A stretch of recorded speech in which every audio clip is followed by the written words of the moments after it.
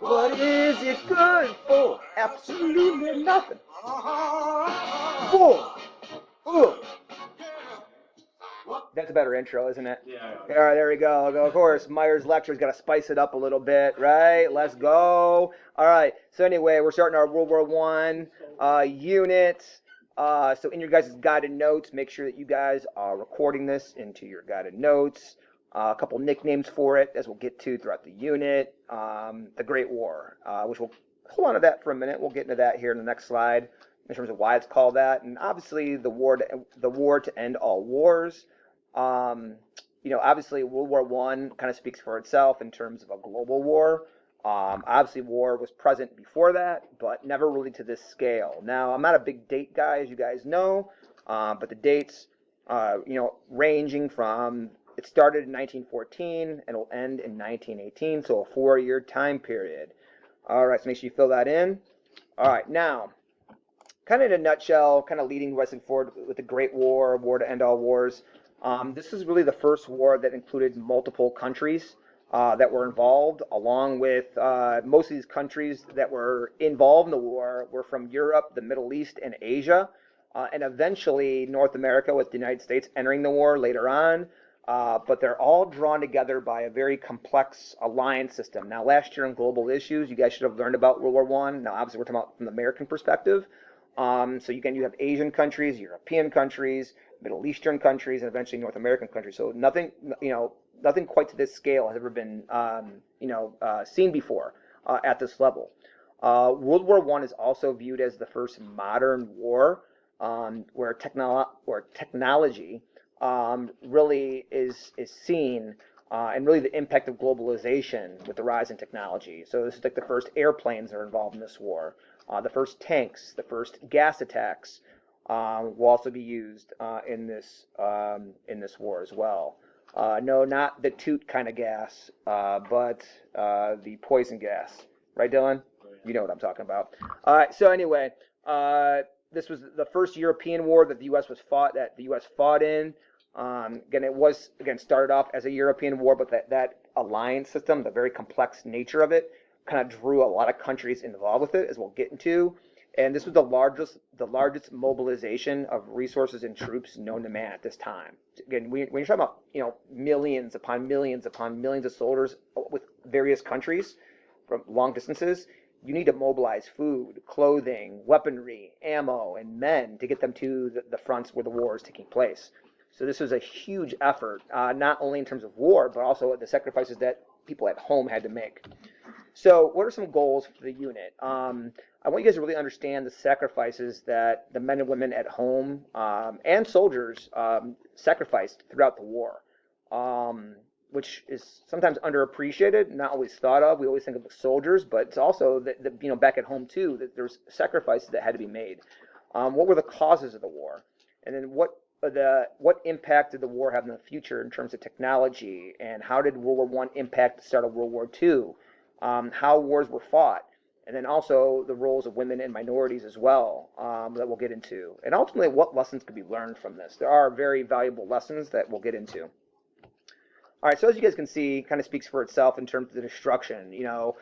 Sometimes we have this thought that wars happen in this open field and you kind of just have at it. Well, for a long time, that's kind of how it was done. But as the world becomes more industrialized and as more cities begin to form, unfortunately, and also too, you have people that live in the cities, very high concentration of people. Unfortunately, citizens and targets of the military will attack cities. Why? Because that's where a lot of the factories are located at. Um, so the factories that build the tanks, that build the airplanes, that make the ammo, that build the weaponry, those are mostly located in city areas because you need a workforce to make those things. So unfortunately, you see pictures like this where apartments, homes, buildings, businesses are absolutely destroyed after the war. Obviously, you see this picture here. Again, same thing, destruction of a city street in Europe. So the size and scope and the strength of these weapons are going to be felt for years to come in terms of cleanup and rebuilding after the war. And it will also affect, too, not just soldiers are going to be killed, but civilians will be killed as well. Obviously, here's another village, as you guys can see. Now, you guys see in terms of this picture, kind of show you guys the death totals of the war, and I'll show you another graphic here in a minute. But you see, Germany, over 2 million deaths that was involved in the war. Russia had 1.7 million deaths in World War One. France 1.3, Austria-Hungary 1.1, and you kind of make its way up the ladder here. But you're talking, and it's not including, that's just militarily. And then over here, you see this chart over here shows civilian loss of life. Armenians, Syrians, Jews, Greeks, 4 million. The Spanish flu caused 6 million deaths. Russia had 2 million deaths. Serbia and Austria had 1 million deaths. So again, that was just civilian losses. That's not including the soldiers, as we just talked about here in a little bit. So this graphic, really does a better job of showcasing that. As you guys can see by this chart, this shows you, this column right here shows how many troops were actually fought in World War I from each country. So Germany had a total of 11 million troops. Russia had 12 million troops total. Great Britain had 8.9. U.S. 4.3. So you could kind of go ahead and do that math. But here's again the two powers that we'll talk about, the alliances. The Allied powers had 42 million soldiers that fought on their side. 42 million. So when I talked before about mobilization, about getting troops to the fronts where the war was taking place, you had to coordinate 42 million troops. That's a lot. That's a lot of people that need to be coordinated. The Central Powers had 22 million troops. So just right there alone on two sides, you had almost 70 million troops, so 64 million troops total. Now, you can see this, obviously, this graphic, you see 1.7 million deaths. Again, I just read that to you. You can kind of go ahead and do the math on that. But 5.1 million Allied soldiers were killed. 3.3 million Central Powers were killed. It's not including civilians as well. That's not included in that number. And you can obviously see the wounded. Over 12 million Allied soldiers wounded, 8.3 million Central Powers wounded. And then you're talking about the economic part of it, the cost. That's going to really drive countries into debt after the war. And it's not including like the rebuilding that you need to rebuild the country with. So pretty staggering numbers in terms of economic loss as well as human life loss as well. Again, this is not including civilians, including these numbers. All right, so finally, this should be mostly review from last year. Now, one acronym, as you guys will see in your guided notes, is MANIA, M-A-N-I-A. This is the causes for why World War I happened. So we're gonna go through that. Make sure you jot this down. So the M in MANIA stands for militarism. What does militarism mean? It's the buildup of military. So think back to what we just finished talking about in our last unit, imperialism. So due to imperialism, when countries were targeting and conquering other lands and other colonies, countries were also building up their militaries. And because countries were building up their militaries and they were competing for other lands and other resources, that led to tensions where rivalries began forming, where countries were competing with other countries for these lands and territories. So it basically turned into the mix and blend of using technology too, that you start building up your militaries, which turned into a massive arms race where countries were building up their ammo, building up tanks, building up airplanes, building up their militaries, building up weaponry, and countries were able to showcase their technology as well.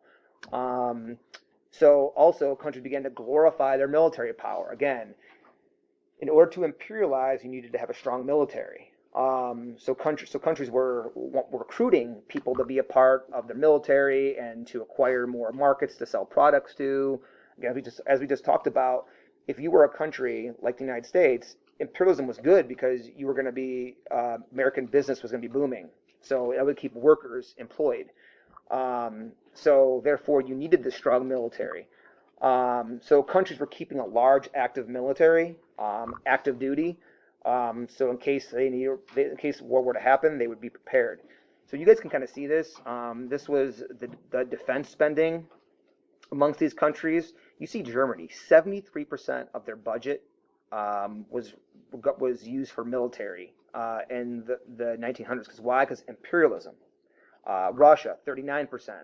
So countries were having huge investments in their militaries during this time, really building it up. The second thing, and so the A in Mania, is alliances. A very complex set of alliance systems began to form. Alliances, obviously, is friendships between countries where promises were made, where if your country was attacked, that you would help them and join in.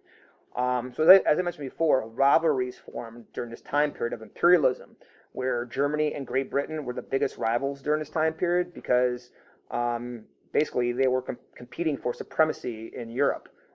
They were competing for that top dog, that top echelon. And Britain was already there, and Germany wanted to basically be them. Great Britain was like that old empire that's kind of been on top of the throne for a long time, and Germany wanted to basically they wanted to be at that level within Europe. So this led to rivalries, and this led to both sides acquiring more alliances and friends along the way. So there was two main alliances that were formed: the Triple Entente. You guys need to know this. Triple Entente, also known as the Allies, Britain, France, and Russia.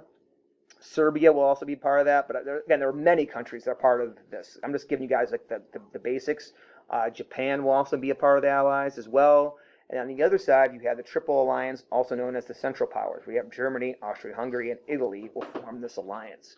Again, there's many more that belong on that side. The Ottoman Empire will also be over there. But again, I'm just giving you guys really just the couple of the top dogs, so to speak. So again, you will need to know these alliances, so make sure you guys highlight these and you study them and you know them, because it's important to kind of understand that. And you'll see that through this graphic. So again, you see here's Western Europe, Britain and France. Here's Serbia.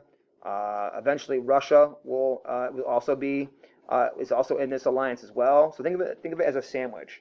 Western and Eastern Europe are like the buns to the sandwich. They are the Triple Entente. The middle, like the meat, is in the middle is the green area. That's the Triple Alliance: Germany, Austria-Hungary, Italy. So think of it for me, it always helps. I think of it as a sandwich.